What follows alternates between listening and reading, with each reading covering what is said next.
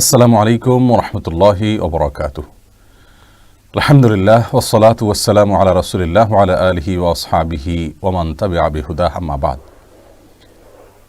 আল্লাহুম্মা ইন্না নাউযু বিকা মিনাল বারাসি ওয়াল জুনুনি ওয়া নাউযু বিকা মিনাল জুযামি ওয়া মিন সাইয়্যিল আসকাম। আল্লাহুম্মা ইন্না নাসআলুকাল আফিয়াতা ফিদ দুনিয়া ওয়াল আখিরাহ। আল্লাহুম্মা আফিনা ফি বাদানিনা, আল্লাহুম্মা আফিনা ফিদ দুনিয়া ওয়াল আখিরাহ। সুপ্রিয় দর্শক শ্রোতা ভাই বোন, কাছে এবং দূরে, দেশে এবং প্রবাসে যে যেখানে যে অবস্থায় রয়েছেন, আপনাদের প্রত্যেককে সাদর আমন্ত্রণ জানাচ্ছি আসসুন্নাহ ফাউন্ডেশন স্টুডিও থেকে সরাসরি সম্প্রচারিত আপনাদের প্রিয় সরাসরি প্রশ্নোত্তরমূলক অনুষ্ঠান শরীআই সমাধানের ২৮তম পর্বে।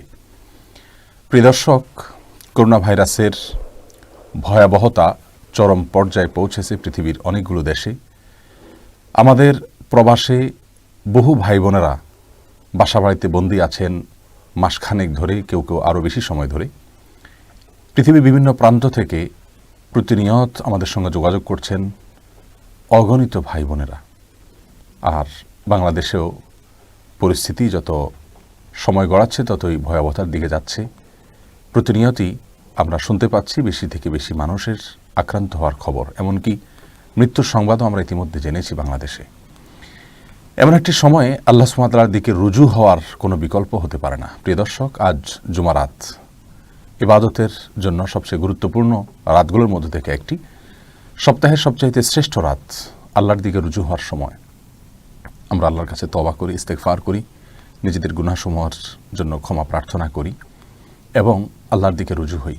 আল্লাহ তাআলা এই ভয়াবহতা থেকে আমাদের সকলকে হেফাজত করুন। গোটা দেশের মানুষকে, গোটা পৃথিবীর মানুষকে আল্লাহ সুবহানাহু ওয়া তাআলা হেদায়েতের পথে ফিরে আসার তৌফিক দান করুন, তওবার তৌফিক দান করুন।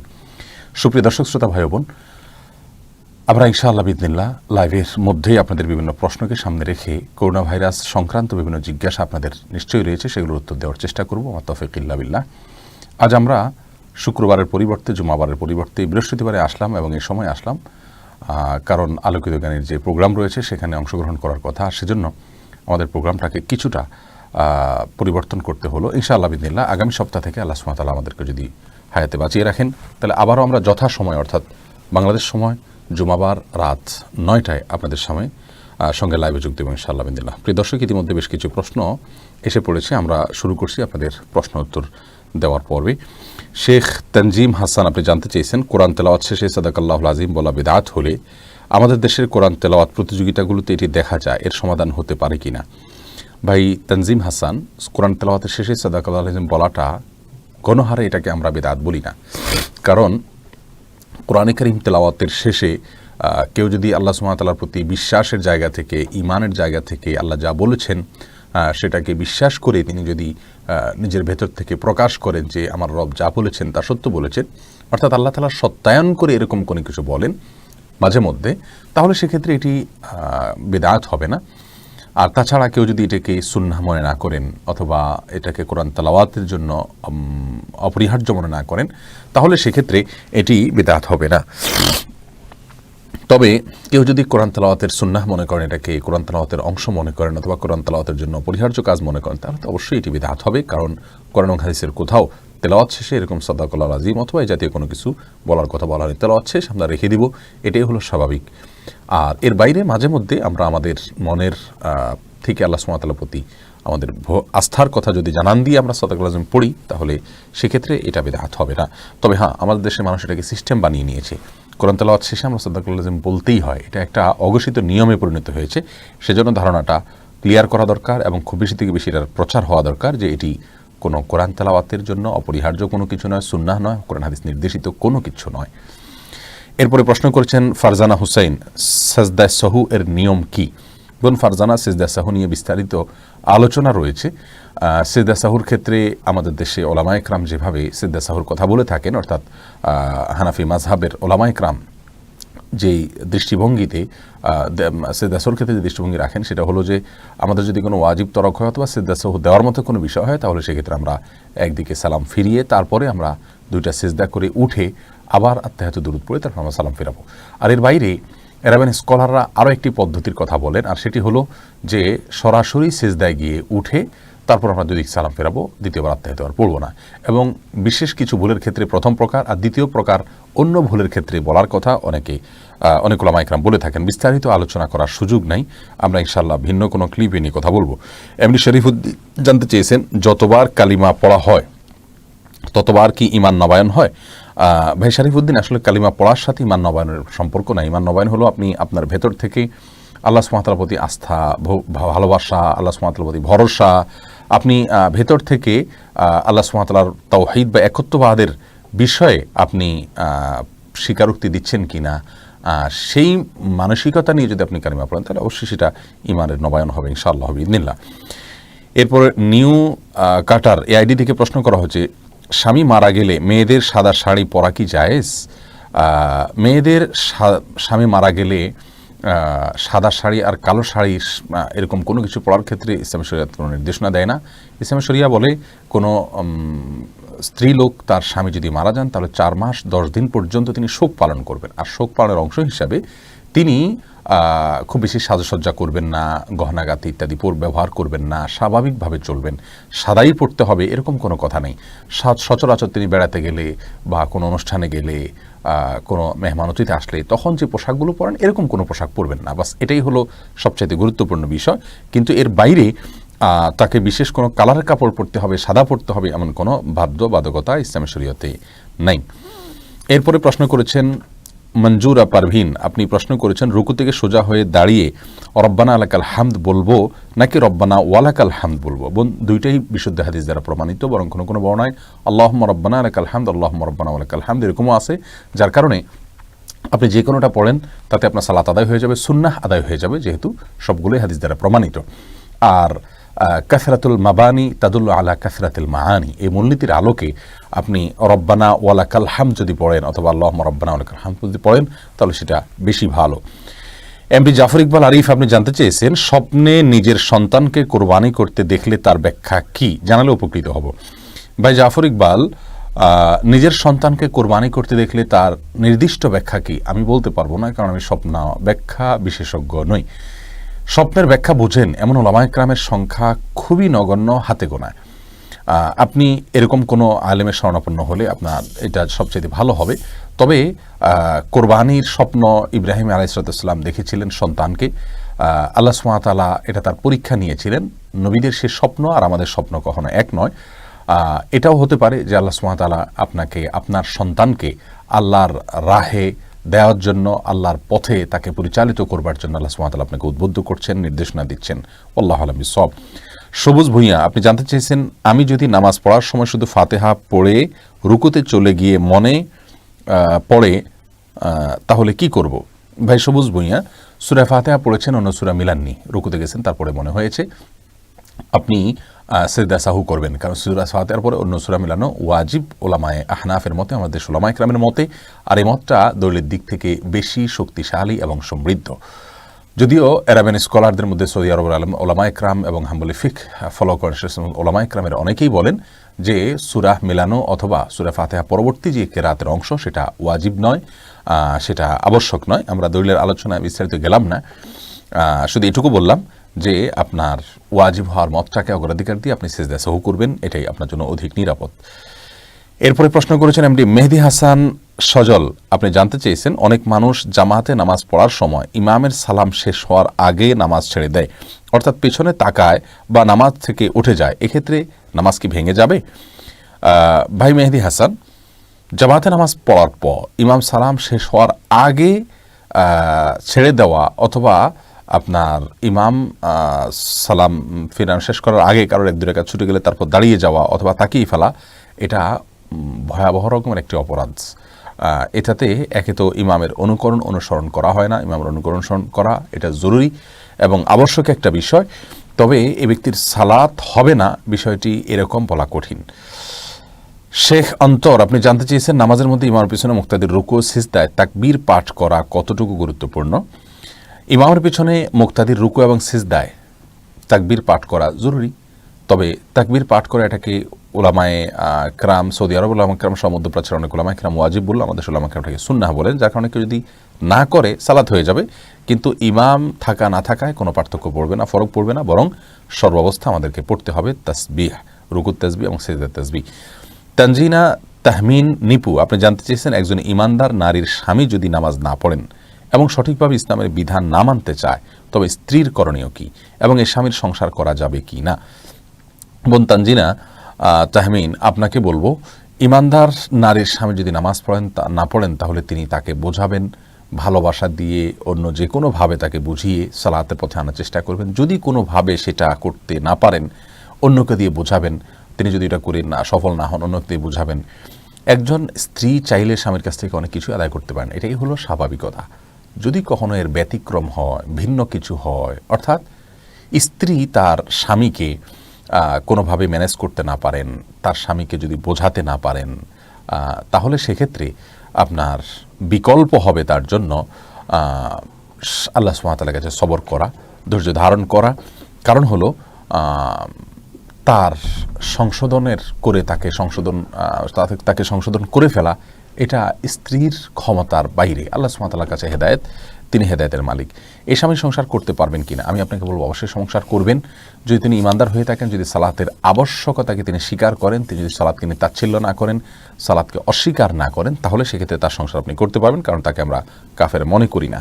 যদিও অনেক উলামা ইকরাম সালাত ত্যাগকারীকে মানে গণহারে বা পাইকারিভাবে কাফের বলে থাকেন, তাদের মতে আপনার জন্য স্বামীর সংসার করা ঠিক হবে না।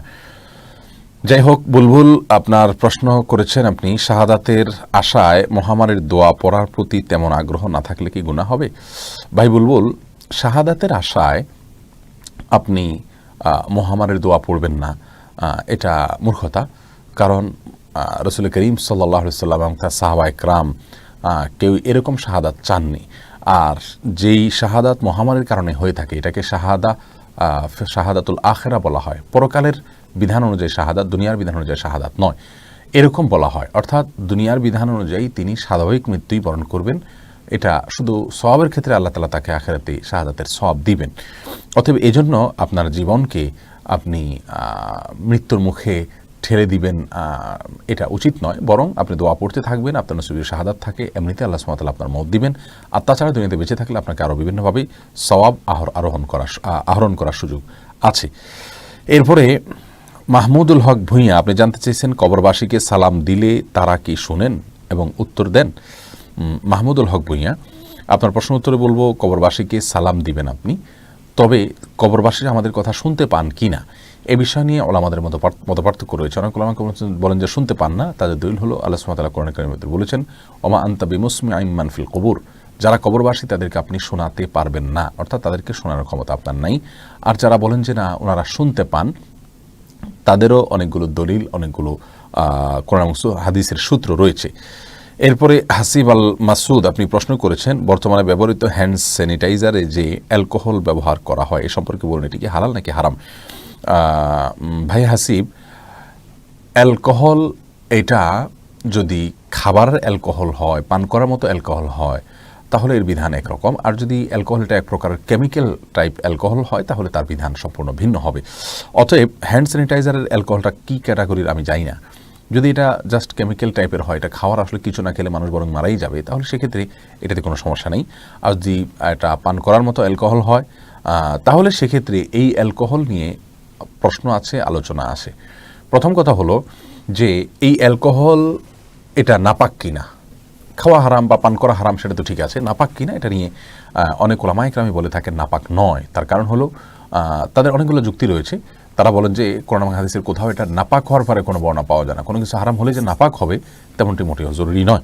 অনেকে অবশ্য নাপাক বলে থাকেন, তবে এটা ঔষধ হিসাবে বা চিকিৎসা হিসাবে বা আপাতত আমাদের কাছে এর চেয়ে ভালো বিকল্প নাই, সেই যুক্তিতে যদি অন্য কোনো বিকল্প ভালো না থাকে, তাহলে সেক্ষেত্রে এটা জায়েজ হবে ইনশাআল্লাহ বিইذনিল্লাহ। এরপরে মোহাম্মদ মহসিনুদ্দিন জানতে চেয়েছেন, ভাইয়ের ওয়াইফকে পর্দা সহকারে বাইকের পেছনে নেওয়া যাবে কি না? না, প্রথমত বাইকের পেছনে ভাইয়ের ওয়াইফকে যদি আপনি রাখেন এবং আপনি নিজে চালান, অর্থাৎ দুজন আপনারা থাকেন, তাহলে সেক্ষেত্রে শরীরের কোনো না কোনো অংশ স্পর্শ করবে, বাজে চিন্তা হওয়ার সুযোগ আছে। আল্লাহ সুবহানাহু ওয়া তাআলা বলেছেন লা তাকরাবুজ জিনা, জিনার কাছাকাছিও যেও না। বিধায় এটা উচিত হবে না, একান্ত নিরুপায় না হলে, কোনো বিপদগ্রস্ত না হলে সেক্ষেত্রে এটা উচিত হবে না। মাইনুদ্দিন প্রশ্ন করেছেন, রুকু থেকে সোজা হয়ে কতখানি সময় দেরিতে দাঁড়িয়ে থাকতে হয়, দয়া করে জানাবেন। দেখুন, রুকু থেকে সোজা হয়ে আমরা কমপক্ষে একবার তাসবিহ পড়া পরিমাণ, সুবহানাল্লাহ বলা সমপরিমাণ আমাদেরকে দাঁড়াতে হবে। স্বাভাবিকভাবে সুবহানাল্লাহ বলতে যত সময় লাগে, দাঁড়িয়ে সোজা হয়ে কমপক্ষে এতটুকু সময় দাঁড়াতে হবে। আমরা অনেকে মনে করি দাঁড়িয়েই চলে যেতে পারবো না, আমি সোজা হয়ে দাঁড়ানোর পরে অন্তত অপেক্ষা করতে হবে সুবহানাল্লাহ বলতে যে পরিমাণ সময় লাগে, কমপক্ষে এতটুকু, এরপরে আপনি সেজদায় যাবেন। এরপরে প্রশ্ন দেখতে পাচ্ছি, রেজাউল করিম আপনি প্রশ্ন করেছেন, ইমাম যখন নামাজ শুরু করে দেয় তখন মুক্তাদির কি এ অবস্থায় সানা, আউযুবিল্লাহ, বিসমিল্লাহ পড়তে হয় কিনা? ভাই রেজাউল করিম, ইমাম যখন সালাত শুরু করে দিবেন তখন আপনাকে আউযুবিল্লাহ, বিসমিল্লাহ আপনি পড়বেন না, বরং ইমামের কেরাত আপনি শুনবেন যদি ইমাম তেলাওয়াত শুরু করে দেন তাহলে সেক্ষেত্রে। আর ইমাম যদি কেরাত শুরু না করেন, মাত্র ইমামের সাথে আপনি যোগ দিয়েছেন, তাহলে সেক্ষেত্রে আপনি সুবহানাকাল্লাহ বা দোয়া ইস্তেফতা যেগুলো আছে সেগুলো পড়বেন, সালাত শুরুর দোয়া সানা পড়বেন, কিন্তু আউযুবিল্লাহ বিসমিল্লাহ পড়বেন কিনা অনেকে বলেছেন পড়বেন না, কারণ আপনার আউযুবিল্লাহ বিসমিল্লাহ এটা মূলত সূরা তেলাওয়াতের অংশ হিসাবে পড়তে হয়। যদি জাহরি সালাত হয়, ইমাম যেহেতু পড়ছেন অতএব আপনি শুনবেন। আর যদি একাকী সালাত হয় তাহলে সেক্ষেত্রে আপনি সূরা ফাতিহা পড়ার শুরুতে আপনার পড়ার প্রয়োজনে আপনি অবশ্যই সূরা ফাতিহার আগে আউযুবিল্লাহ বিসমিল্লাহ পড়বেন। মোহাম্মদ জাহিদুর রহমান আপনি জানতে চেয়েছেন, বেতরের সালাতের কাজার নিয়ম কি? বেতরের সালাত আপনি কাজা করবেন, কাজা করাটা বিধিবদ্ধ। রাতের ভেতরে যদি পড়তে না পারেন তাহলে দিনে পড়বেন, এবং দিনে পড়ার ক্ষেত্রে অনেক উলামা ইকরাম বলে থাকেন আপনি জোড় সংখ্যক পড়বেন, কারণ দিনের কোনো বেজোড় সালাত নাই, দিনের রাত সালাত হলো জোড় সংখ্যক, সেজন্য অনেকে বলেন যে দিনে যদি কাজা করেন তাহলে জোড় সংখ্যক সালাত পড়বেন। আর আমাদের উলামা ইকরাম বলেন যে না, স্বাভাবিকভাবে আপনি 3 রাকাত অথবা বেজোড় সংখ্যকই পড়বেন, রাতে যেভাবে পড়তেন সেভাবে। সোহেল জিল্লুর আপনি জানতে চেয়েছেন, এই মহামারীতে যদি কোনো মুসলিম মারা যায় তাকে কি শহীদি মরণ বলে গণ্য করা হবে, যদি ওই ব্যক্তি অতীতের ছোট বড় গুনাহ করেছিল? ভাই সোহেল জিল্লুর, যদি লোকটি ইমানদার থেকে থাকেন, তার ইমান যদি ঠিক থাকে, বিশুদ্ধ থাকে, তাওহীদ যদি ঠিক থাকে, তিনি যদি কোনো শিরক, কুফর বা নেফাকের সাথে, নেফাকে আকবর, শিরকে আকবর বা কুফর আকবরের সাথে জড়িত না থাকেন, তাহলে আল্লাহ মাফ করুন, তার ছোট বড় গুনাহ থাকলেও তাকে আল্লাহ সুবহানাহু ওয়া তাআলা শাহাদাতের মর্যাদা দিবেন। এটাই হলো হাদিস থেকে স্বাভাবিকভাবে বোঝা যায়। কারণ বুখারীর বর্ণনা দ্বারা বোঝা যাচ্ছে এরকমই যে মুমিনের জন্য এই মহামারী বা প্লেগ, এই টাইপের অসুস্থতা, রোগ, এগুলো শাহাদাতের মর্যাদা এনে দেয়। আত-তাউনু শাহাদাতুন লিকুল্লি মুসলিম, অর্থাৎ প্রত্যেক ইমানদারের জন্য এই প্লেগ বা মহামারী এটা শাহাদাতের মর্যাদা এনে দেয়। বিধায় আমরা আশা করতে পারি আল্লাহ তাআলা তাকে শাহাদাতের মর্যাদা এনে দেবেন। তবে এর মানে এই নয় যে তিনি আল্লাহ সুবহানাহু ওয়া তাআলার রাস্তায় কেউ জিহাদ করে মারা গেলে সেই শহীদের যে মর্যাদা ছিল তিনি সেই মর্যাদা লাভ করবেন, মোটেও এমনটি নয়। এরপরে প্রশ্ন আমি দেখতে পাচ্ছি, ফরহাদুল ইমরান ফরহাদ আপনি জানতে চেয়েছেন, শ্বশুরবাড়ি থেকে খুশিতে কিছু দিলে কোনো গুনাহ হবে কি না? খুশিতে বা সন্তুষ্ট চিত্তে যদি কিছু দেয় তাহলে সেটা আপনার জন্য অবশ্যই গুনাহ হবে না ইনশাআল্লাহ বিইذনিল্লাহ। আপনার যদি আপনি শ্বশুরবাড়ি থেকে কোনো কিছু আপনার চাওয়া পাওয়া না থাকে, আপনি কৌশল করে তাদের কাছ থেকে আদায় না করেন, অথবা সামাজিকতার খাতিরে তারা দিয়েছেন এমনটি না হয়, তাহলে সেক্ষেত্রে আপনার জন্য ওটা নেওয়া জায়েজ হবে ইনশাআল্লাহ বিইذনিল্লাহ। তবে আমাদের দেশে যদি একটা বদ কালচারে পরিণত হয়েছে, সেজন্য এটাকে অ্যাভয়েড করার সংস্কৃতি আমাদের গড়ে তোলা দরকার। অন্তত যেভাবে যৌতুক দেয় সেভাবে যেন কোনো কিছু না দেওয়া হয়, কিন্তু নেওয়ার ক্ষেত্রে আমরা বলেছি তারা যদি সন্তোষ চিত্তে কিছু দেয় তাহলে আপনার জন্য এটা জায়েজ আছে ইনশাআল্লাহ বিইذনিল্লাহ। প্রিয় দর্শক, বোধহয় সাউন্ডে কিছুটা সমস্যা হচ্ছে, আপনারা যারা কিছুটা সমস্যা ফিল করছেন, আমরা সাউন্ডের একটা নতুন ডিভাইস পেয়েছি আলহামদুলিল্লাহ, আমাদের এক ভাই কিনে দিয়েছেন, আমরা সেটা ব্যবহার করব ইনশাআল্লাহ অচিরেই, আশা করছি সামনের সপ্তাহ থেকেই, তাহলে সেক্ষেত্রে এই সমস্যাটা থাকবে না ইনশাআল্লাহ বিইذনিল্লাহ। যাই হোক, এরপরে প্রশ্নে চলে যাচ্ছি। এমডি শফিক আপনি জানতে চেয়েছেন, তাসবিহ দানা দিয়ে তসবিহ করা কি বেদাত? ভাই শফিক, এটাকে আমরা বেদাত বলি না। অনেক উলামা ইকরাম বেদাত বলেন, তারা বলে থাকেন যে বিভিন্ন হাদিসে আঙ্গুলের করে তাসবিহ গণার ফজিলত বা গুরুত্বারোপ এর বর্ণনা বা বিবরণ পরোক্ষভাবে বোঝা যায়। বিশেষ করে কি আমাদের দিন এগুলো জলজল করে জ্বলতে থাকবে বা উজ্জ্বল আলো দিবে, এরকম বর্ণনা পাওয়া যায়। তো তাসবিহ দানা তো এই হাদিসকে অ্যাভয়েড করাই হয়, বিধায় এটাকে অনেকে বিদআত বলে থাকেন। আমরা এটাকে বিদআত এই জন্য বলি না যে তাসবিহ দানা ব্যবহার করাকে আলাদা সুন্নাহ, আলাদা মুস্তাহাব, আলাদা ফজিলতপূর্ণ, আলাদা আমল এরকমটি কেউ মনে করেন বলে আমাদের জানা নেই। যেহেতু এরকমটি কেউ মনে করেন না, তাহলে তাসবিহ দানা ব্যবহার করাকে আমরা বিদআত বলতে পারি না। বরং তাসবিহ দানা বিদআত ব্যবহার করা এটা ওই ব্যক্তির জন্য বিধেয় যে ব্যক্তি 100 বার বা বেশি সংখ্যক তাসবিহর যে সংখ্যাগুলো সেগুলো আঙ্গুলে করে গুনে তিনি মনে রাখতে পারেন না, এরকম যদি হয় তাহলে সেক্ষেত্রে তার জন্য এটা বিধেয়। তবে উত্তম হবে সর্বাবস্থায় আঙ্গুলে করে গণনা করা। তাছাড়া কোনো সালাফ থেকে বিভিন্ন বিচি ইত্যাদিকে তাসবিহর গণনার ক্ষেত্রে ব্যবহার করার কথা বর্ণনা পাওয়া যায়, কিন্তু আঙ্গুলের কর এটার বর্ণনা, এটার তাসবিহ গণনা করার কথা যেহেতু হাদিস থেকে পাওয়া যায় সরাসরি, সেজন্য আমরা সেটাকে অগ্রাধিকার দেওয়াটাই উত্তম হবে, কিন্তু আমরা ওইটাকে বিদআত বলবো না। তবে হ্যাঁ, তাসবিহ ব্যবহারকে আলাদা একটা ইবাদত বা সওয়াব, বা ওইটাতে গুনলে সওয়াব হবে, বা ওইটাতে গোনা উত্তম, বা ওইটাতে গণনা করা নিয়ম, এরকম যদি কেউ মনে করে তাহলে সেটি বিদআত হতে পারে। রবিউল হোসেন জানতে চেয়েছেন, বর্তমান পরিস্থিতিতে শুক্রবার জুমার নামাজ না পড়ে বাসায় জোহর পড়লে হবে কিনা। ভাই রবিউল হোসেন, যদি কোনো ব্যক্তি করোনায় আক্রান্ত হয়েছেন এমনটি তার আশঙ্কা হয় বা মনে হয়, তাহলে সেক্ষেত্রে তার জন্য উচিত হবে না, তার জন্য জায়েজ হবে না মসজিদে এসে সালাতে যোগদান করা, মসজিদে এসে সালাতে শামিল হওয়া। কারণ তিনি আসলে সেটি সংক্রমিত হয়ে অন্য মানুষের ক্ষতি হতে পারে। নবী সাল্লাল্লাহু আলাইহি সাল্লাম পেঁয়াজ খাওয়ার কারণে মানুষকে মসজিদে আসতে নিষেধ করেছেন, তার কারণ তার পেঁয়াজের গন্ধে অন্যের কষ্ট হবে। তাহলে সামান্য পেঁয়াজের গন্ধে কষ্ট হবে যেন যদি মসজিদে আসতে নিষেধ করেন, তাহলে করোনা ভাইরাসে আক্রান্ত এমনটি আশঙ্কা যদি থাকে, তাহলে তিনি মসজিদে যদি আসেন তাহলে সেক্ষেত্রে ভয়টা আরও অনেক বেশি। এই জন্য এটা উচিত হবে না। যদি কেউ মনে করেন যে তার জ্বর, সর্দি, কাশি, মাথা ব্যথা, গলা ব্যথা সহ করোনা ভাইরাসের যে সমস্ত সিমটম রয়েছে সেগুলো পাওয়া যাচ্ছে, তাহলে সেক্ষেত্রে তিনি এটা করবেন না। আর যদি এই পর্যায়ে না পৌঁছায়, বরং নর্মাল আছেন, তিনি সুস্থ আছেন, স্বাভাবিক আছেন, তাহলে সেক্ষেত্রে অবশ্যই তাকে জুমার নামাজে হাজির হতে হবে। কারণ বাংলাদেশের প্রেক্ষিতে জুমার সালাতও কায়েম করা হবে না, মসজিদে আসা যাবে না, আসলে ভয়াবহ পরিস্থিতি হতে পারে, এরকম কোনো নির্দেশনা এখনও পর্যন্ত আমরা পাইনি, অন্তত ওলামা ইকরাম থেকে এরকম কোনো ফতোয়া আসেনি। বিধায় বাংলাদেশে এটা জায়েজ হবে না। তবে হ্যাঁ, যে সমস্ত দেশে সরকারিভাবে জুমার সালাত আদায় করা নিষিদ্ধ হয়েছে, সে সমস্ত দেশে অবশ্যই ভাইয়েরা বাসা বাড়িতে জোহরের সালাত আদায় করবেন। এরপরের প্রশ্ন আমি দেখতে পাচ্ছি, মোহাম্মদ আখতার নীরা, আপনি জানতে চেয়েছেন নির্দিষ্ট কাউকে বিয়ের উদ্দেশ্যে কি আল্লাহর কাছে চাওয়া যাবে। বোন মাহমুদা আখতার নীরা, নির্দিষ্ট কাউকে বিয়ে করা এটা আল্লাহর কাছে চাওয়া যেতেই পারে। আল্লাহ আমার অমুককে ভালো লাগে, আপনি তাকে আমার সঙ্গে বিয়ে দিন। তবে এই বিয়ের আগে অন্য কাউকে পছন্দ করে নির্দিষ্ট করে তাকে চাওয়া, এটা কোনো অর্থবহ চাওয়া নয়। এই দোয়াটা কোনো শুদ্ধ দোয়া নয়, নিষিদ্ধ নয় এতটুকু বলবো, কিন্তু খুব বেশি প্রশংসনীয় দোয়া নয়, ভালো দোয়া নয়। তার কারণ হলো, আপনি যাকে চাচ্ছেন আপনি নির্দিষ্ট যদি করে নেন যে তাকে নিয়ে আপনি ঘর করবেন, তাহলে সেক্ষেত্রে তার ভালো হওয়া মন্দ হওয়ার দায় দায়িত্ব কিন্তু আপনার উপরে। আর যদি আপনি বিষয়টিকে আল্লাহর উপরে ন্যস্ত করে দেন যে আল্লাহ আপনি আমার জন্য ভালো জীবন সঙ্গী দেন, আমার জন্য এমন একজন সঙ্গী দেন যার মাধ্যমে আমার সুখ শান্তি হবে, আমার দিন ভালো যাবে, তাহলে সেক্ষেত্রে বিষয়টি আল্লাহর উপর আপনি ন্যস্ত করলেন, সেটা হবে সবচেয়ে উত্তম এবং ভালো। ওটাই হলো সুন্নাহসম্মত দোয়ার স্টাইল। এরপরে আসুন, মোহাম্মদ আশরাফুল খান প্রশ্ন করেছেন, ইমাম শেষ বৈঠকে থাকার সময় যদি কোনো মুসল্লির অজু ভেঙে যায় এর বিধান কি।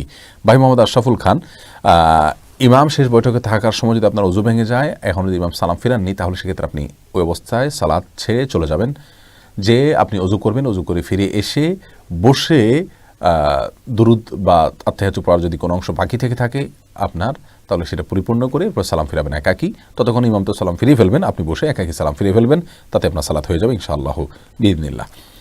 এরপরে জান্নাত জাহান, আপনি জানতে চেয়েছেন নামাজ শেষ করে শুয়ে শুয়ে সূরা মুলক বা সকাল সন্ধ্যার দোয়া বা জিকির করা যাবে কিনা। করা যাবে বোন। আল্লাহ সুবহানাহু ওয়া তাআলা কোরআনে কারীমে স্পষ্ট করে বলেছেন, আল্লাযীনা ইয়াযকুরুনাল্লাহা কিয়ামান ওয়া কুউদান ওয়া আলা জুনুবিহিম, যারা দাঁড়িয়ে বসে শুয়ে সর্বাবস্থা আল্লাহ তাআলার জিকির করে স্মরণ করে। অতএব আল্লাহ তাআলার জিকির বা স্মরণ এগুলো যে কোনো অবস্থা আপনি করতে পারেন। আপনার মনে কোনো অবজ্ঞা থেকে তো আপনি আর করছেন না, অতএব এটি জায়েজ হবে ইনশাআল্লাহ বিইذনিল্লাহ, কোরআন হাদিসে কোথাও নিষেধ নেই। হাসান সাঈদ জানতে চেয়েছেন বিতির নামাজ কাজা হলে কীভাবে আদায় করবো। আমরা একটু আগে উত্তর দিয়েছি, একটু শুনে নেন আপনি মেহরবানি করে। হাসান মুন্না জানতে চেয়েছেন লোন নিয়ে বাড়ি বানানো সম্পর্কে ইসলাম কি বলে। বোন ভাই হাসান মুন্না, লোন নিয়ে বাড়ি তো আপনি বানাতে পারেনি, কোনো অসুবিধা নাই। তবে আজকাল হাউস লোন যেগুলো আছে সেগুলো বেশিরভাগ ক্ষেত্রেই সুদভিত্তিক। মনে রাখবেন, সুদের কোনো কারবার কোনো মুসলমান করতে পারে না। এটা জঘন্য হারাম ইসলামী শরিয়ার দৃষ্টিকোণ থেকে। এই হারামের ভয়াবহতা, এর ক্ষতি দুনিয়াবি এবং পরকালীন আমরা হয়তো আঁচ করতে পারি না, কিন্তু আল্লাহ সুবহানাহু ওয়া তাআলা এটাকে হারাম রেখেছেন আমাদের উপকারের জন্য, আমাদের কল্যাণার্থে। বিধায় এটাকে হারাম হিসাবে মেনে নেওয়া, গ্রহণ করা, আল্লাহর সিদ্ধান্ত অনুযায়ী চলা, এটা মুমিনের কাজ। আর তা না হলে আল্লাহ সুবহানাহু ওয়া তাআলা কিন্তু ভয়াবহ যুদ্ধের ঘোষণা দিয়েছেন এবং দুনিয়াতে আখেরাতে ধ্বংস নেমে আসবে হারামের সাথে সংশ্লিষ্ট রাখলে। প্রিয় ভাইরা আমার, আল্লাহ তাআলার হুকুম এবং নির্দেশকে মান্য করা, এটাই হলো একজন ইমানদারের, একজন মুসলমানের প্রধান কর্তব্য। বিধায় আপনি হাউস লোন নিতে গিয়ে যদি কোনো সুদের লোন নিতে হয়, সুদের কোনো কারবারে, সুদের কোনো চুক্তিতে জড়াতে হয়, তাহলে সেটা আপনার জন্য জায়েজ হবে না, সেটা আপনার জন্য গুনাহের কারণ হবে। এর বাইরে হাউস লোন এটা যদি আপনি সুদমুক্তভাবে নেওয়ার কোনো উপায় থাকে তাহলে নিতে পারেন, কোনো অসুবিধা নেই। মনে রাখবেন, মানুষ বেঁচে থাকার জন্য একটা ঘর দরকার আছে, কিন্তু বাড়ি লোন করে বাড়ি করতে হবে এটা কোনো প্রয়োজন নাই। হ্যাঁ, হয়তো আপনার কষ্ট হচ্ছে ভাড়া বাড়িতে থাকতে, কিন্তু জাহান্নামের কষ্টের চাইতে কষ্ট অনেক কম ইনশাআল্লাহ বিইذনিল্লাহ।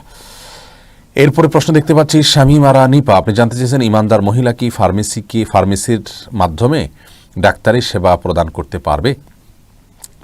বোন শামীমারা নিপা, ইমানদার মহিলা ফার্মেসির মাধ্যমে ডাক্তারি সেবা দিতে কোনো অসুবিধা নেই, যদি তিনি তার পর্দা প্রসিদাকে খেয়াল করতে পারেন, তার পর্দা প্রসিদার কোনো ব্যাঘাত না হয়, তিনি যদি পর্দা প্রসিদার সাথে এগুলো করতে পারেন, কোনো অসুবিধা নেই ইনশাআল্লাহ বিইذনিল্লাহ। সেই সাথে ইসলাম শরিয়ার কোনো নির্দেশ লঙ্ঘন না হয়, একাকি কোনো পুরুষের সাথে ডিউটি করতে না হয়, এরকম যদি হয় করতে পারবেন ইনশাআল্লাহ বিইذনিল্লাহ। হাসিব আহমেদ জানতে চেয়েছেন দূর সম্পর্কে ভাগ্নিকে বিয়ে করা যাবে কিনা? দূর সম্পর্কের ভাগ্নি যদি হয় তাহলে বিয়ে করা যাবে, কোনো অসুবিধা নেই। নবাব খান জানতে চেয়েছেন কারো অনিচ্ছা বা উপায় না থাকা সত্ত্বেও যদি কেউ সুদী ব্যাংকে জব করতে হয় তাহলে কি পাপ হবে? অনিচ্ছা সত্ত্বে জব করার ব্যাখ্যাটা আগে জানতে হবে, তাহলে আপনার বিধানটা বলতে সুবিধা হবে। মনে রাখতে হবে যে সুদী ব্যাংকে জব করা যদি সুদ রিলেটেড কোনো আপনার দায়িত্ব আপনি পালন করেন তাহলে সেক্ষেত্রে এটি জায়েজ নাই, এটি গুনাহের কারণ হবে। আপনার যদি বিকল্প কোনো উপায় না থাকে, আপনার খাওয়া পড়ার কোনো ব্যবস্থা নাই, জীবন আপনার হুমকির মুখে থাকে চাকরি না করলে, বিকল্প ভালো কোনো ব্যবস্থা না থাকে, তাহলে আপনার জন্য আপতকালীন চাকরি হিসাবে বা ব্যবস্থা হিসাবে এটা আপনি গ্রহণ করতে পারবেন ইনশাআল্লাহ বিইذনিল্লাহ। এমডি সজীব খান জানতে চাচ্ছেন আমি নিয়ত করেছি মসজিদে কিছু টাকা দিব এবং কিছু অভাবজনিত সমস্যার কারণে দিতে পারছি না। আপনি নিয়ত করেছেন, আপনি নিয়ত করলেই সেটা পূরণ করতে হবে সেটি এমন না। নিয়ত পূরণ করতে পারলে ভালো হয়, ভালো কাজের উদ্দেশ্য নিয়ত করে কিছু করতে পারলে এটা ভালো হয়, কিন্তু নিয়ত করার পরে যদি আপনি কোনো কারণে আপনার অভাবের কারণে সেটা করতে না পারেন, ইনশাআল্লাহ আল্লাহর কাছে আপনার কোনো দায় থাকবে না, আপনি গুনাহগার হবেন না, বরং আপনি নিয়ত করেছেন সেজন্য আল্লাহ তাআলা আপনাকে সওয়াব দিবেন যদি আপনি করতে নাও পারেন।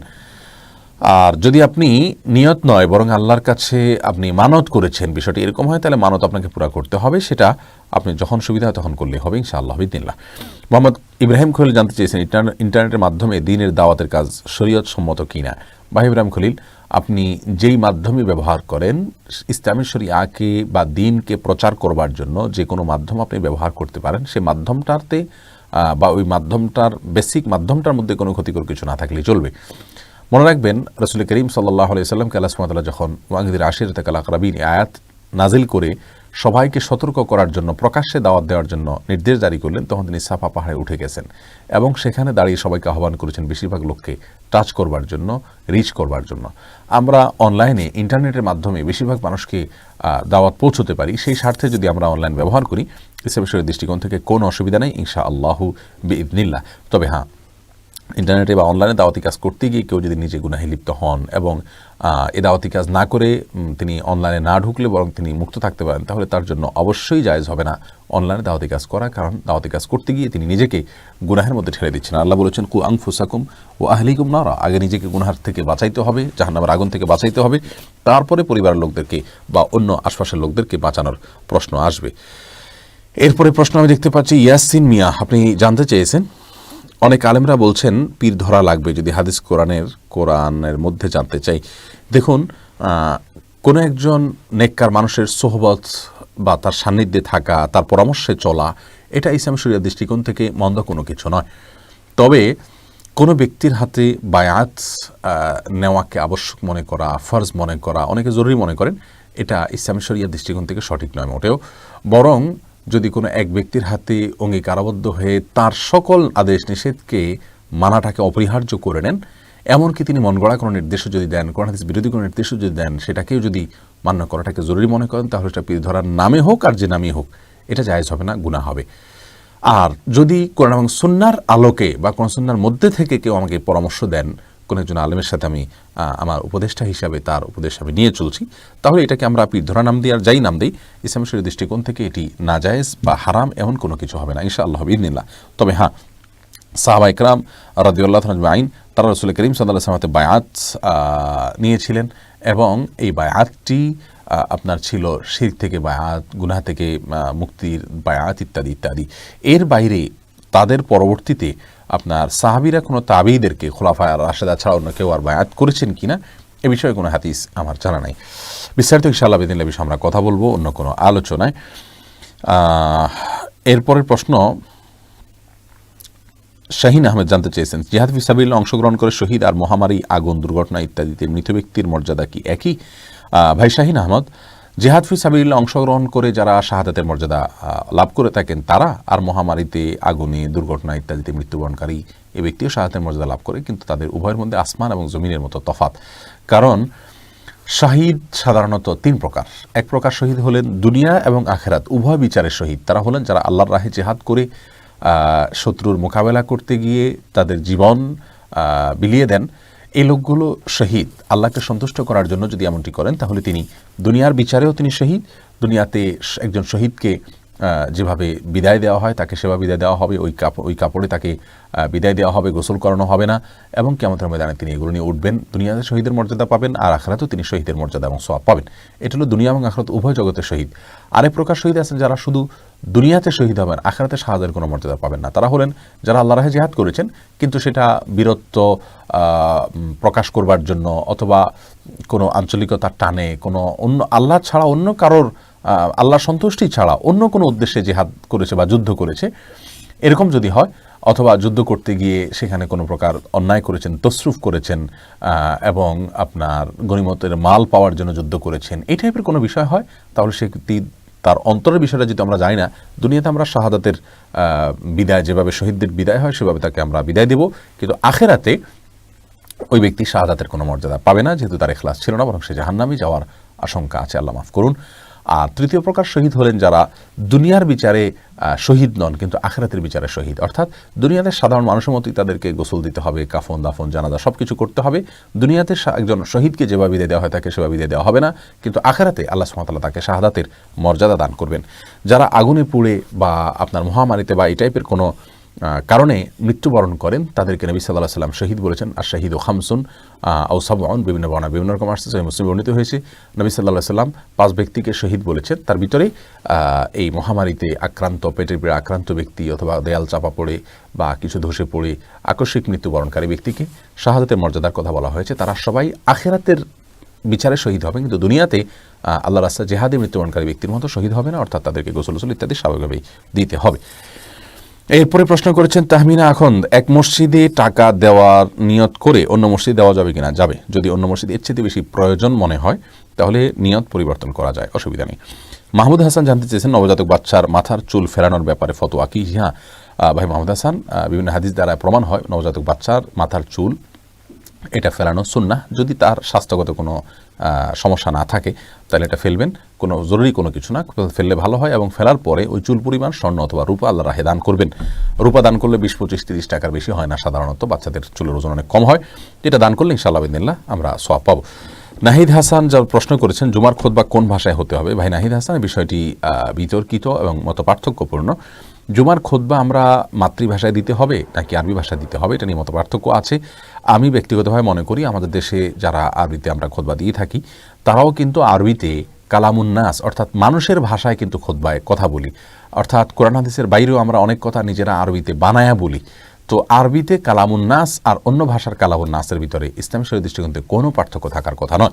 বিদায় জুমার খুতবা বাংলায় দিলে সেটাকে নাজায়েজ বলার কোনো কারণ আমি অন্তত দেখতে পারছি না। বাকি কোনটা উত্তম এটা নিয়ে মত পার্থক্য আছে। অনেকেই বলেছেন জুমার খুতবা আরবিতে দেওয়া উত্তম, এবং ক্যারাবিন স্কলারদের মধ্যে অনেকেই বলেছেন। বিশেষ করে আমাদের দেশে এই বিষয়টা নিয়ে বিতর্ক করার কোনো যুক্তি থাকতে পারে না, কারণ আরবিতে খুতবা দিলে সেক্ষেত্রে খুতবা হয়ে যাবে, এ বিষয়ে কারোর কোনো দ্বিমত নাই। অতএব আমরা বাংলায় দিলে সেক্ষেত্রে বরং দ্বিমত আছে, অনেকে বিদআত বলেন, অনেকে এটাকে সুন্নাহ বিরোধী বলেন এবং নানা রকম মন্তব্য করেন। সেজন্য আমরা এর চাইতে অনেক গুরুত্বপূর্ণ বিষয় যেগুলো আমাদের ঐক্যমত রয়েছে সেগুলো নিয়ে আমাদের আগানো দরকার। আর এ বিষয়ে আমি শুধু এটুকু বলবো যে বাংলায় মাতৃভাষায় খুতবা দেওয়া এটাকে আমি ব্যক্তিগতভাবে যৌক্তিক মনে করি।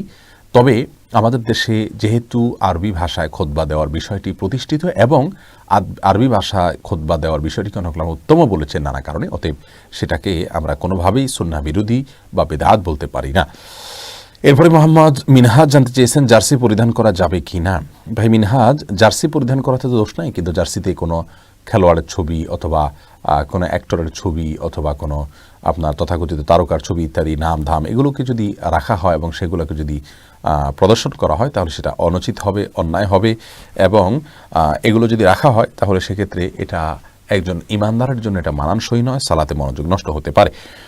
এরপরে আশরাফুন নাহার আপনি প্রশ্ন করেছেন, এই মহামারীতে যে সকল মুসলমানরা মারা যাচ্ছে তাদের জানাজা দেওয়া হচ্ছে না এবং কবর দিতেও সবাই দূরত্ব বজায় রাখছে এমন দেখা যায়, এক্ষেত্রে ইসলাম কি বলে? আর তার এই পাপের ফল, এসব কথা কতটুকু যুক্তিযুক্ত? শেষ কথা দিয়ে আগে শুরু করি, এটা কোনো পাপের ফল নয়।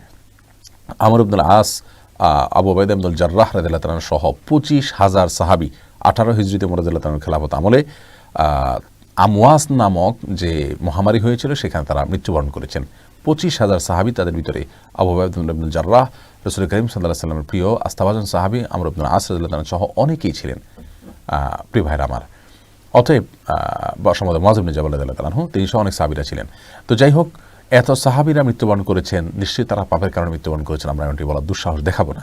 বিধায় সবচেয়ে বড় কথা নবী সাল্লাল্লাহু আলাইহি ওয়াসাল্লাম বলেছেন যে শাহাদাত আত-তাউন শাহাদাতুন লিকুল্লি মুসলিম। বুখারী বর্ণনায় আসছে যে তাউন বা মহামারী এটা প্রত্যেক মুসলিমের জন্য শাহাদাতের মর্যাদা এনে দেয়। অতএব এটা তাদের অপরাধের কারণে হয়েছে, ব্যাপারটি এরকমভাবে নেওয়া ঠিক নয়। তবে হ্যাঁ, লোকটি যদি বেঈমান হয় অবশ্যই আল্লাহর পক্ষ থেকে শাস্তি হতে পারে, এমনটি আমরা বলতেই পারি, কারণ হাদিস দ্বারা সেমনটি স্পষ্টভাবে বোঝা যাচ্ছে। এরপরে আসি তাদের জানাজার বিষয়। তাদের জানাজা, কবর এবং কাফন দাফন সম্পর্কে আমরা ইনশাআল্লাহ বিদিনা আগামীকাল সকালে আনুমানিক 10টা-11টার দিকে একটা ভিডিও আমাদের পেজে এবং চ্যানেলে যাবে। ইতিমধ্যে ভিডিও প্রস্তুত হয়েছে, আপনারা সেখানে বিস্তারিত জানতে পারবেন। এই মহামারীতে আক্রান্ত হয়ে কেউ মৃত্যুবরণ করলে তাকে আমরা কীভাবে বিদায় দিব, তার গোসল দেওয়াতে যদি রিস্ক থাকে এবং সেই ভাইরাসটি সংক্রমিত হওয়ার ভয় থাকে তাহলে সেক্ষেত্রে আমাদের করণীয় কী হবে আমরা সেখানে আলোচনা করেছি। এরপরে মাহমুদ শাওন আপনি জানতে চেয়েছেন নিজেকে হিংসামুক্ত রাখার উপায় ও দোয়া নিয়ে কি আমল আছে। ভাই শাওন, এই বিষয়ে আমাদের একটা আলোচনা আমাদের চ্যানেলে এবং পেজে আছে, আপনি সেটা দেখে নিতে পারেন।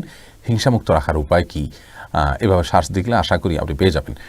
হিংসামুক্ত রাখার অনেকগুলো উপায়ের ভিতরে একটা হলো আল্লাহ সুবহানাহু ওয়া তাআলার প্রতি ঈমানকে মজবুত করা। মানুষ হিংসা করে অন্যের প্রতি যখনই আল্লাহ সুবহানাহু ওয়া তাআলার ফয়সালায় ওই ব্যক্তি কল্যাণ লাভ করেছেন এটি তিনি ভালো করে রপ্ত করতে না পারেন, তখনই তার প্রতি হিংসা হয়। আর আমার নসিবে যা আসবে তা কেউ খণ্ডাতে পারবে না, আর যেটা আসবে না সেটা কেউ দিতে পারবে না, এটিও আমরা ভালো করে রপ্ত না করতে পারার কারণে হিংসা হয় ওদের প্রতি। আর তৃতীয়ত আল্লাহ তাআলার ফয়সালা, আল্লাহ তাআলার দান, সেটাতে আমরা সন্তুষ্ট হওয়া, এটা ঈমানের জন্য গুরুত্বপূর্ণ একটি বিষয়। এটা আমাদের না থাকার কারণেও কিন্তু আমাদের মধ্যে হিংসা দেখা দেয়। এই বিষয়গুলো খেয়াল করতে হবে। আর যার প্রতি হিংসা হয় তাকে বরং অতিরিক্ত তার জন্য দোয়া করবেন, তার অগোচরে দেখবেন তার প্রতি আপনার হিংসাটা কেটে যাবে। তার জন্য আরও বেশি কল্যাণ আপনার কাছে আল্লাহর কাছে চাইবেন, মনের বিরুদ্ধে গিয়ে আপনি একটু নিজের বিরুদ্ধে যুদ্ধ করে হলেও এটা করবেন, ইনশাআল্লাহ হিংসা কমে যাবে। আল্লাহ তাআলা রহম করুন আমাদেরকে।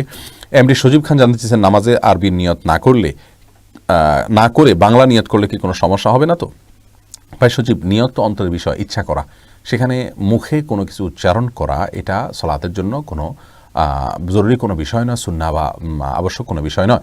অনেক উলামায়ে কেরাম এটাকে মুস্তাহাব বলেছেন, কিন্তু কোরআন এবং হাদিসের কোথাও সালাত শুরু করার আগে মুখ থেকে কোনো কিছু উল্লেখ করে নিজের ইচ্ছার বিষয়টিকে জানান দেওয়া এরকম কোনো বর্ণনা কোনো হাদিস থেকে পাওয়া যায় না। যার কারণে আপনি কি সালাত পড়ছেন মনে মনে আপনি যদি সেই বিষয়টিকে ফিক্স করতে পারেন এবং আপনার যদি নিয়তের বিষয়টা আপনার কাছে ক্লিয়ার থাকে তাহলে ইনশাআল্লাহ বিসমিল্লাহ আপনার সালাত হয়ে যাবে। আপনার মুখ দ্বারা আলাদা কোনো কিছু আপনাকে বলতে হবে না। নাজমুস সাকিব প্রশ্ন করেছেন, সবাই বলে কিয়ামত খুব নিকটবর্তী, কথাটা কতটুকু সত্য? ভাই নাজমুস সাকিব, কিয়ামত নিকটবর্তী এতে কোনো সন্দেহ নাই, তবে কতটা নিকটবর্তী এ নিয়ে ইনশাআল্লাহ বিসমিল্লাহ আমাদের একটা আলোচনা চ্যানেল 24 আগামীকালকে রেকর্ড হওয়ার কথা রয়েছে।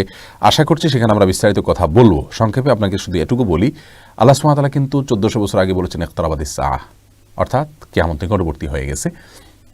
সেটা বলার পরেও কিন্তু 1400 বছর চলে গেছে। আল্লাহর নিকটবর্তী হওয়া পৃথিবীর বয়সের সাথে তুলনা করলে নিকটবর্তী হওয়া বলতে কত বছর বাকি আছে সেটা একমাত্র আল্লাহ সুবহানাহু ওয়া তাআলাই ভালো জানেন। আর তাছাড়া কিয়ামতের প্রসঙ্গে নবী সাল্লাল্লাহু আলাইহি ওয়াসাল্লামকে জিজ্ঞাসা করা হলে তিনি উত্তরে বলতেন, মাল মাসউলু আনহা বিআলামা মিনাস সাইল। কিয়ামতের বিষয়ে যাকে জিজ্ঞাসা করা হলো তিনি জিজ্ঞাসাকারী ব্যক্তির চাইতে বেশি জানেন না।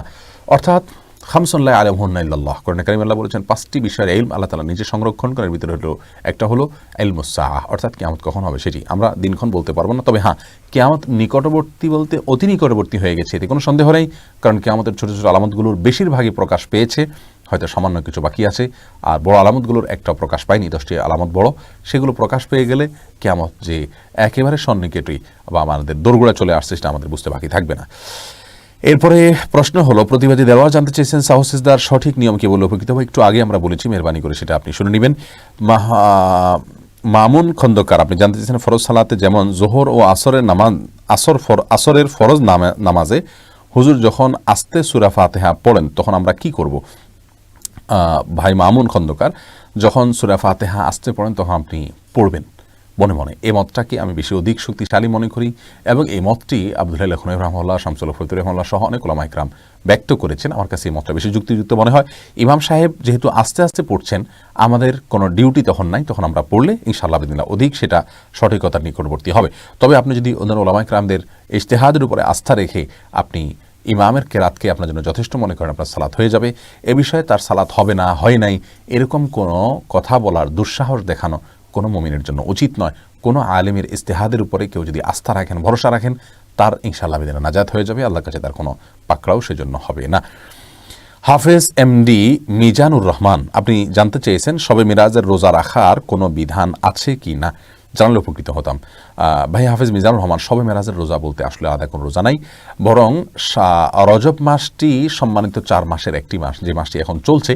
এই মাসটিকে আল্লাহ সুবহানাহু ওয়া তাআলা সম্মানিত মাস ঘোষণা দিয়েছেন। যুদ্ধ বিগ্রহ করা উচিত না, ঝগড়াঝাটি করা উচিত না, গুনাহ থেকে বেঁচে থাকার পরে স্পেশাল কেয়ার করা উচিত। আল্লাহ কোরআনে কারীমে সূরা তাওবা বলেছেন, ফালা তাযলিমু ফীহিন্না আনফুসাকুম, এই মাসগুলোতে, সম্মানিত মাসগুলোতে নিজের প্রতি তোমরা অবিচার করো না। কিন্তু এর মানে এই নয় যে এ মাসে স্পেশাল বা বিশেষ কোনো আমল আছে, এ মাসে রোজা রাখার জন্য বিশেষ কোনো নির্দেশনা বা বিশেষ কোনো রুটিন আমলের বাইরে অন্য কোনো আমলের নির্দেশ আমাদেরকে দেওয়া হয়নি। অতএব শবে মেরাজ নামে 27শে রজবে যে রোজা রাখা হয়ে থাকে বা রাখার কথা বলে থাকে, এর কোনো বিধান আপনার কোরআন এবং সুন্নাহ দ্বারা প্রমাণিত নয়। এটাকে কেউ সুন্নাহ বা জরুরি মনে করলে বরং একটা বিদাত হবে। মোহাম্মদ ইয়াসিন জানতে চেয়েছেন ওযু ছাড়া কোরআন মাজিদ ধরা যাবে কিনা। ভাই, ওযু ছাড়া কোরআন মাজিদ ধরা যাবে না, এটাই হলো বিশুদ্ধতম মত। যদিও কোনো কোনো আলেমরা বা কোনো কোনো মানুষ বলে থাকেন ওযু ছাড়া কোরআন স্পর্শ করা যাবে, বিশেষ করে যারা হাদিসকে অস্বীকার করেন তারা এই মতটাকে খুব জোরে সোরে বলেন যে ওযু ছাড়া কোরআন ধরা যাবে। কিউআরএফ বা কোরআন রিসার্চ ফাউন্ডেশন এর অনুসারীরা এই মতটিকে খুব বেশি করে প্রচার করেন। তাদের অনেক বক্তা বেশ জনপ্রিয় আছেন অনেকেই, তারা মাহফিলগুলোতে এটা বলে বেড়াচ্ছেন যে ওযু ছাড়া কোরআন স্পর্শ করা যায়। কোরআন স্পর্শ করা নিষেধ ওযু ছাড়া, এর একমাত্র দলিল লা ইয়ামাসসুল মুতাহহারুন নয়, বরং এর বাইরে বিভিন্ন আসার আছে, বিশুদ্ধ সূত্রে বর্ণিত বিভিন্ন হাদিস আছে, যেগুলো দ্বারা প্রমাণিত হয় ওযু ছাড়া বিনা ওযুতে কোরআন স্পর্শ করা নিষিদ্ধ। অতএব শুধুমাত্র কোরআন নয়, বরং হাদিস ও ইসলামের শরিয়াত দলিল, সেই ভিত্তিতে আমরা বলবো ওযু ছাড়া কোরআন স্পর্শ করা যায় না। এই মতটি শক্তিশালী এবং গ্রহণযোগ্য, এটাই সংখ্যাগরিষ্ঠ ওলামাদের মত। এরপরে নার্গিস মুক্তা আপনি জানতে চেয়েছেন প্রাথমিক বিদ্যালয়ের ছাত্রদের সামনে কতটুকু পর্দা করতে হবে। প্রাথমিক বিদ্যালয়ের ছাত্ররা যদি বালেগ হয়ে যায়, প্রাপ্তবয়স্ক হয়, এমনটি মনে হয়, তাদের সামনে তো পরিপূর্ণ পর্দা করতে হবে। আর যদি তারা প্রাপ্তবয়স্ক নাও হয়, কিন্তু আপনার প্রাপ্তবয়স্ক হওয়ার কাছাকাছিও থাকে, তবুও তাদের সাথে পরিপূর্ণভাবে পর্দা করা উচিত। আর যদি সে পর্যায়ে না থাকে, তাহলে তারা তাদের সামনে পর্দা না করলেও চলবে। তবে যথাসম্ভব নিজেকে ঢেকে ঢুকে তাদের শিক্ষকতা করা বা তাদের সামনে যাওয়া উচিত হবে। এরপরে এমডি আজিজুর রহমান আপনি জানতে চেয়েছেন যদি কেউ শিরক করে পরে তওবা করে, তার গুনাহ কি মাফ হবে। শিরক করার পর যদি তওবা করেন, অবশ্যই আল্লাহ তাআলা গুনাহ মাফ করবেন। কোরআন কারীমে আল্লাহ যে বলেছেন, ইন্নাল্লাহা লা ইয়াগফিরু আন ইউশরাকা বিহি ওয়া ইয়াগফিরু মা দুনা যালিকা লিমান ইয়াশা, যে আল্লাহর সঙ্গে শিরক করবে আল্লাহ তাআলা তাকে ক্ষমা করবেন না, আর শিরক ছাড়া অন্য অপরাধ যেগুলো আছে সেগুলো আল্লাহ যাকে ইচ্ছা তাকে মাফ করবেন। এই আয়াতের উদ্দেশ্য হলো শিরক করে যদি কেউ মারা যায় তওবা ছাড়া, সেই ব্যক্তির কথা বলা হচ্ছে। কিন্তু শিরক করে তওবা করলে অবশ্যই আল্লাহ মাফ করবেন। আমাদের সাহাবীদের ভিতরে বড় একটা অংশ যারা একসময় শিরক করতেন, কিন্তু পরবর্তীতে আল্লাহ সুবহানাহু ওয়া তাআলা তাদেরকে হেদায়েত দিয়েছেন, ঈমান এনেছেন, তারা তওবা করেছেন, আল্লাহ তাআলা তাদের সবাইকে ক্ষমা করেছেন। অতএব শিরক করে যদি কেউ তওবা করে, তাহলে আল্লাহ তাআলা অবশ্যই তাকে ক্ষমা করবেন। এরপরে প্রশ্ন হলো রাশিদুল ইসলামের, তিনি জানতে চেয়েছেন হুজুর সংসারে অভাব থাকলে করণীয় কি। ভাই রাশেদুল ইসলাম, সংসারে যদি অভাব থাকে আল্লাহ মাফ করুন, অভাব অনটন দূর করবার জন্য অনেকগুলো পদ্ধতি আছে, পন্থা আছে, রিজিকে বরকত আসার অনেকগুলো উপায় আছে। এই বিষয়ে আমাদের একটা ভিডিও রয়েছে আমাদের ইউটিউব চ্যানেলে এবং আমাদের ফেসবুক পেজে। আপনি সেই ভিডিওর সাহায্য নিতে পারেন, সেখানে শুনতে পারেন, বিস্তারিত অনেকগুলো আমলের কথা আমরা বলেছি, সেগুলো করতে পারেন। তবে সবচাইতে গুরুত্বের সাথে যে করতে বলবো তা হলো সম্পূর্ণ আল্লাহর উপরে আস্থা এবং ভরসা রেখে পরিপূর্ণ মনোযোগিতার সাথে যে কোনো কাজকে ছোটো মনে না করে আপনি কাজ শুরু করে দিবেন এবং পরিপূর্ণরূপে পরিশ্রম করবেন, ভালো করে পরিশ্রম করবেন। কারণ একটা হাদিস দ্বারা জানা যায়, ইন্নাল্লাহা ইউহিব্বু ইযা আমিলা আহাদুকুম আমালান আন ইউতকিনাহু, যে কোনো কাজ যদি কেউ করে ভালো করে করলে আল্লাহ তাআলা পছন্দ করেন। আমরা অনেকেই যারা দিন প্র্যাকটিস করে থাকি আমরা মনে করি হালকা পাতলা পরিশ্রম করবো, আল্লাহ তাআলা দিয়ে দিবেন না। আল্লাহ সুবহানাহু ওয়া তাআলা দুনিয়াতে যে যত বেশি আপনার সুন্দরভাবে উত্তম রূপে যত বেশি সিরিয়াসনেসের সাথে কাজ করবে আল্লাহ তাআলা তাকে তত বেশি দিবেন। এটি হলো আল্লাহ সুবহানাহু ওয়া তাআলার সুন্নাহ, এর ব্যতিক্রম আল্লাহ করে থাকেন। কিন্তু আমাদেরকে সুন্নাহ আল্লাহ সুবহানাহু ওয়া তাআলার যে সাধারণ নিয়ম আছে সেটাকে ফলো করে চলতে হবে, এটা খুব বেশি পরিশ্রম করতে হবে, ভালো করে হালাল উপার্জনের জন্য আল্লাহ তাআলা বারাকা দিবেন ইনশাআল্লাহ বিইذনিল্লাহ। আর এর মাধ্যমে এর বাইরে হালাল উপার্জন বৃদ্ধি পাওয়ার জন্য সিলা রহিমি করা বা আত্মীয়তার সম্পর্ককে রক্ষা করা, এটা গুরুত্বপূর্ণ আমল। নবী সাল্লাল্লাহু আলাইহি ওয়াসাল্লাম বলেছেন, বুখারীতে বর্ণিত হয়েছে, মান সাররাহু আন ইউবসাতা লাহু ফি রিজকিহি আও ইউনসা লাহু ফি আথারিহি ফালিয়াসিল রাহিমাহু, যদি কেউ চায় তার রিজিক বাড়িয়ে দেওয়া হোক, তার হায়াত বাড়িয়ে দেওয়া হোক, তাহলে সেই জন্য আত্মীয়তার সম্পর্ককে বিল্ড আপ করে, মজবুত করে। এর বাইরে অনেকগুলো আমল আছে, আপনি ভিডিওটা শুনে নিলে ইনশাআল্লাহ সেখান থেকে বিস্তারিত জানতে পারবেন। দোয়া করি আল্লাহ সুবহানাহু ওয়া তাআলা আপনার রিজিকের অনটন দূর করে দিন। অনেক ভাই প্রশ্ন করছেন বা লিখছেন যে প্রশ্নের আমরা ধারাবাহিকভাবে উত্তর কেন দিচ্ছি না। দেখুন, প্রশ্ন আপনারা যেগুলো করে থাকেন লাইভে, এগুলোর ধারাবাহিকভাবে উত্তর দেওয়া প্রায় অসম্ভব। আপনারা জানেন যে কোনো সপ্তাহে 3500 4000 প্রশ্নও আসে। তো এই 4000 প্রশ্ন যখন আসে, প্রতি সেকেন্ডে কতগুলো প্রশ্ন আসে আপনারা সেটা বুঝতে পারছেন। অতএব বৃষ্টির মতো প্রশ্ন আসতে থাকে। এই ধারাবাহিকতা ধরে রাখা কোনোভাবেই সম্ভব না, একের পরে প্রশ্নগুলো চলে যায়। যেটা নজরে আসে আল্লাহ সুবহানাহু ওয়া তাআলা যার প্রশ্ন উত্তর দেওয়া নসিবে লিখে রেখেছেন সেটা আমরা দিতে পারি। আল্লাহ রহম করুন আপনাদেরকে এবং আমাদেরকে তৌফিক দান করুন যে আপনাদের প্রশ্নগুলোর উত্তর আমরা যেন দিতে পারি। এরপরে প্রশ্ন করছেন রাশিদুল ইসলাম, মোহাম্মদ রাশিদুল ইসলাম, আপনি জানতে চেয়েছেন সংসার অভাব থাকলে করণীয় কি। সরি, আপনার প্রশ্ন উত্তর দিয়েছি। এরপরে মঈন মোহাম্মদ, আপনি জানতে চেয়েছেন খাবারের আগে বিসমিল্লাহ বলবো নাকি বিসমিল্লাহির রহমানির রহিম বলবো। ভাই, এ নিয়ে দুই রকমের ব্যাখ্যাই আছে। নবী সাল্লাল্লাহু আলাইহি ওয়াসাল্লাম সাম্মিল্লাহ এটুকু বলেছেন। এক ব্যক্তি খাবার খাচ্ছিলেন, তাকে বা খাবার খাওয়া প্রসঙ্গে নবী সাল্লাল্লাহু আলাইহি ওয়াসাল্লাম বলেছেন সাম্মিল্লাহ, মানে আল্লাহর নাম নাও। এখানে সাম্মিল্লাহ আল্লাহর নাম নেওয়া হতে পারে, পুরো বিসমিল্লাহির রহমানির রহিম পড়াটাও হতে পারে। এজন্য আপনি বিসমিল্লাহ বলে শুধু যদি খাবার গ্রহণ করেন তাতেই আপনার সুন্নাহ আদায় হয়ে যাবে। আর যদি বিসমিল্লাহির রহমানির রহিম পুরোটাই পড়েন তাহলে আরও ভালো, কোনো অসুবিধা নেই ইনশাআল্লাহ বিইذনিল্লাহ। তবে শুধু বিসমিল্লাহ বললেই আপনার এই বিসমিল্লাহ পাঠ করে খাবারের যে বিষয়টি সেটি আদায় হয়ে যাবে ইনশাআল্লাহ। এরপরে প্রশ্ন দেখতে পাচ্ছি এমডি দেলোয়ার হোসেন আপনি জানতে চেয়েছেন নবীদের জীবনী নিয়ে যে মুভিগুলো আছে এগুলো দেখা গিয়ে জায়েজ আছে। মোটেও জায়েজ নাই ভাই দেলোয়ার। নবীদের বা আম্বিয়া আলাইহিস সালাতু ওয়াস সালামের জীবনী নিয়ে যে সমস্ত মুভিগুলো হয়ে থাকে এগুলোতে নানাবিধ ক্ষতি আছে। সর্বপ্রথম কথা হলো, এগুলোতে নারী চরিত্রে অনেকে অভিনয় করে থাকেন, একজন পুরুষের জন্য সেগুলো দেখা হারাম, সন্দেহ নাই। আবার ম্যাক্সিমাম ক্ষেত্রে এগুলোতে মিউজিকের উপস্থিতি থাকে। আবার এগুলো দেখতে গেলে মাঝে বিভিন্ন রকমের হারাম অ্যাড দেখতে হয়, যেগুলো হারাম। আবার এগুলোর মাধ্যমে অনেক সময় অনেক নবীদের আল্লাহ সুবহানাহু ওয়া তাআলার প্রিয় বান্দাদের চরিত্র অন্য মানুষরা মানে তাদের চরিত্রে অভিনয় করে থাকেন এবং তাদের চরিত্রে অভিনয় করা এটা তাদের শানে অপমান করা, তাদের শানকে মর্যাদাকে নামানো, এবং এটাকে পৃথিবীর বেশিরভাগ আহলুস সুন্নাহ জামাতের স্কলারগণ এটাকে নাজায়েজ বলেছেন। বিধায় এগুলো দেখা উচিত নয়। আমরা যদি হিস্ট্রি জানতে চাই তাহলে সেক্ষেত্রে আমাদের জন্য বিকল্প ব্যবস্থা রয়েছে, আমরা বিভিন্ন বই পুস্তক পড়তে পারি। এটা হলো সেই হিস্ট্রি জানার সবচাইতে বড় উপায়। আর সবচেয়ে বড় কথা হলো সমস্ত ফিল্ম ইত্যাদিতে প্রকৃত হিস্ট্রি থাকে না, অনেক সময় বিকৃত থাকে, অনেক সময় পরিবর্তিত থাকে। আল্লাহ আমাদের হেফাজত করুন। এরপরে প্রশ্ন করেছেন হাফিজ মিশতা, আপনি জানতে চেয়েছেন পরীক্ষা নকল করা কার হক। পরীক্ষায় নকল যদি করেন আপনি কার হক নষ্ট করলেন? আপনি এখানে বান্দার হক নষ্ট করেছেন, আল্লাহর হক নষ্ট করেছেন। আপনি আল্লাহর একটা নির্দেশ লঙ্ঘন করেছেন।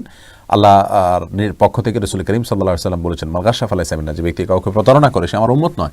তাছাড়া মিথ্যা কথা বলতে আল্লাহ সুবহানাহু ওয়া তাআলা নিষেধ করেছেন।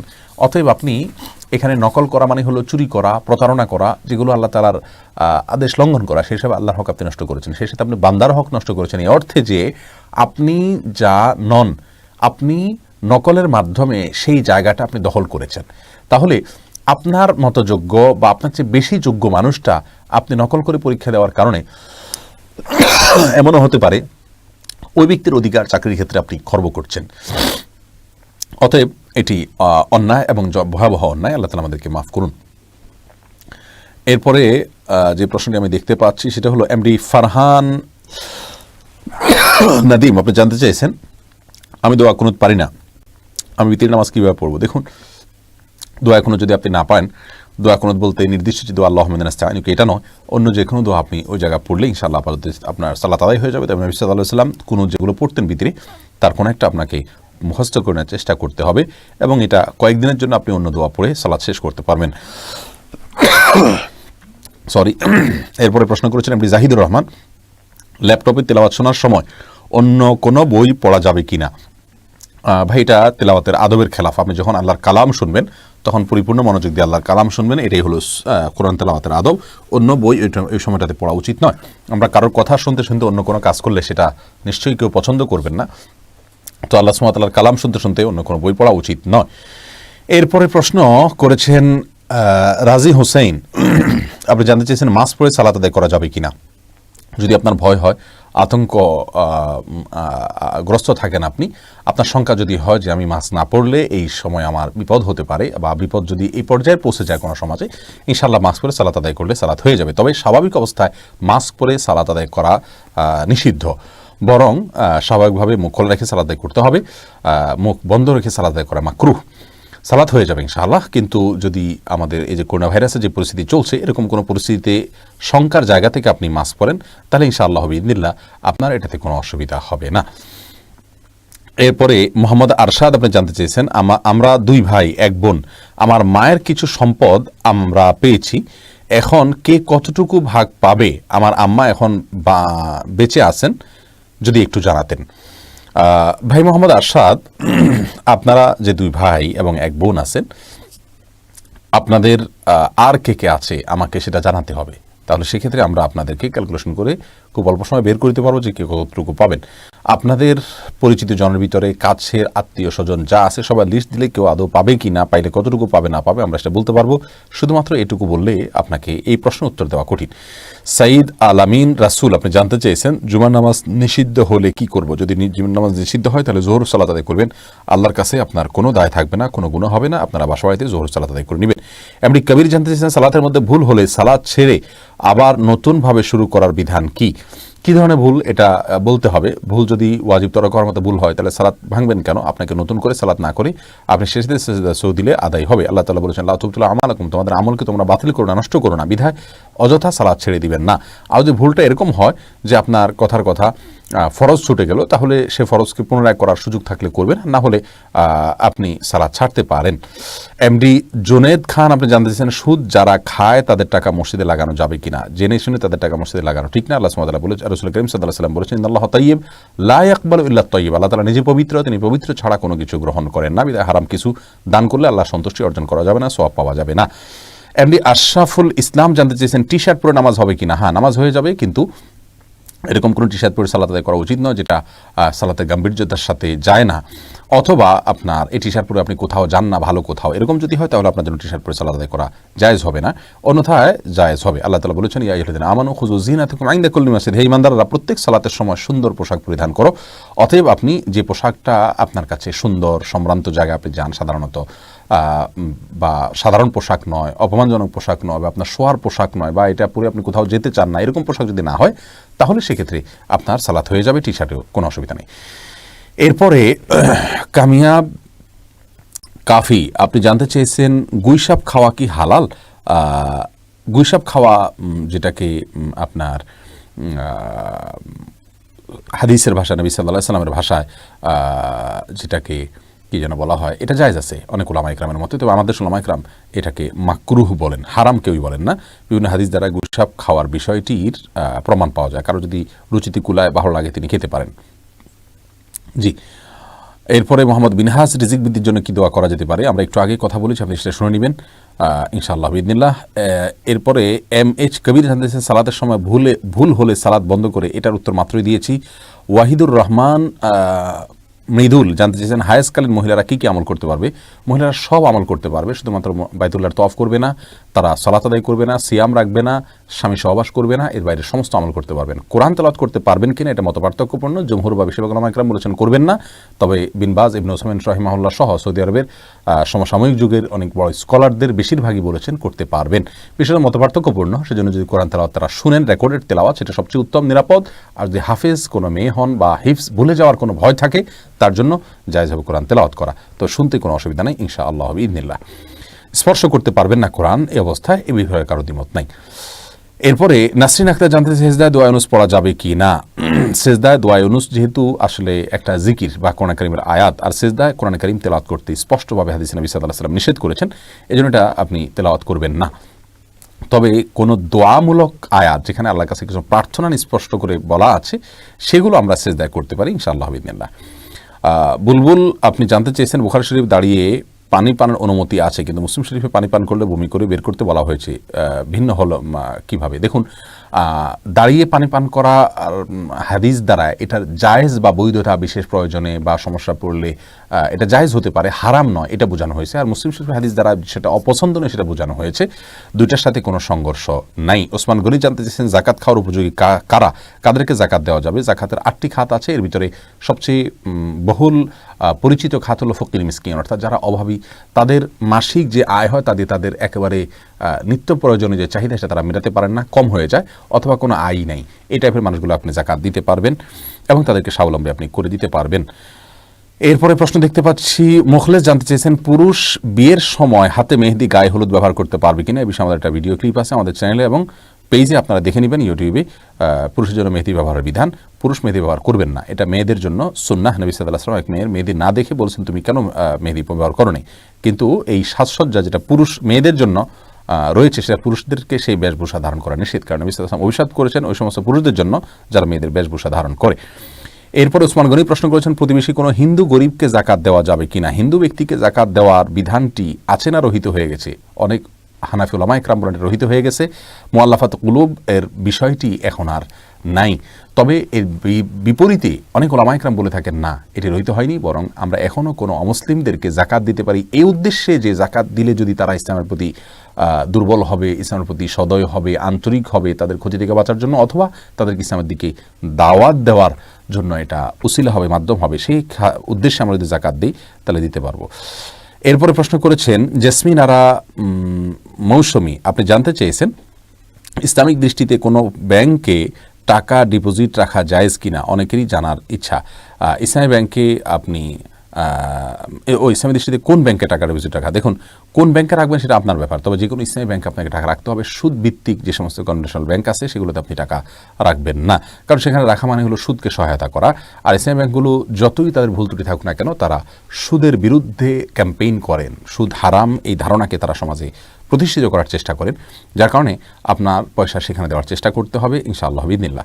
মোহাম্মদ ফাজলুল করিম জানতে চেয়েছেন গোসলের আগে ওযু করলে গোসলের সময় লজ্জাস্থানে হাত লাগে বা পরিষ্কার করার জন্য হাত লাগে, তাহলে কি গোসল শেষে আবার ওযু করতে হবে? যে অনেক উলামা ইকরামের মতে মান মাসসা ফারাজাহু ফালিয়াতাওয়াজ্জা, যে ব্যক্তি তার লজ্জাস্থানে স্পর্শ করে কোনো কিছুর আড়াল ছাড়া সরাসরি হাত দিয়ে, তার ওযু আবার করতে হবে, তার ওযু ভঙ্গ হয়ে যায়, এরকম বর্ণনাকে সামনে রেখে অনেক উলামা ইকরাম এটাকে ওযু ভঙ্গের কারণ হিসেবে বলেছেন। তাদের দৃষ্টিতে অবশ্যই আপনাকে ওযু করতে হবে পুনরায়। তো আমাদের উলামা ইকরাম বা উলামায়ে আহনাফ এটাকে ওযু ভঙ্গের কারণ হিসাবে গণ্য করেন না, এবং তারা এর বিপরীতে বিভিন্ন হাদিসকে দাঁড় করানো এবং বিভিন্ন জবাব দিয়ে থাকেন, তাদের মতে আপনার ওযু ভঙ্গ হবে না।